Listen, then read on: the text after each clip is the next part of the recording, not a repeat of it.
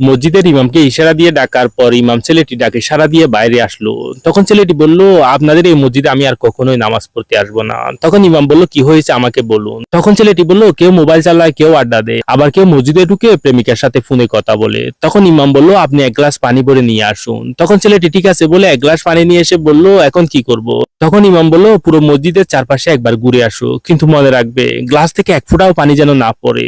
যদি পানি পড়ে তাহলে তোমাকে 1000 টাকা জরিমানা দিতে হবে। তারপর ছেলেটা আচ্ছা ঠিক আছে বলে মসজিদের চারপাশে একটা চক্কর দিতে গেল এবং মসজিদের চারপাশে ঘুরে এসে ইমামকে বলল, ইমাম সাহেব আমি মসজিদের চারপাশ থেকে ঘুরে এসেছি, কিন্তু একটুও পানি পড়েনি। তখন ইমাম বলল, মসজিদের চারপাশে ঘোরার সময় তুমি কি কাউকে দেখেছো? তখন ছেলেটি বলল, না ইমাম সাহেব, কারণ আমার ফোকাস ছিল গ্লাসে, কারণ এক ফোঁটা পানি পড়লে আমার 1000 টাকা জরিমানা দিতে হতো। তখন ইমাম সাহেব বলল, আমি তো আপনাকে এটাই বুঝাতে চেয়েছি, আমরা যখন আল্লাহর ইবাদত করি আমাদের ধ্যান একমাত্র আল্লাহর দিকেই থাকা উচিত। তখন ছেলেটি বলল, আমার ভুল, আমি বুঝতে পেরেছি, কাল থেকে আবারও নামাজ পড়তে আসবো।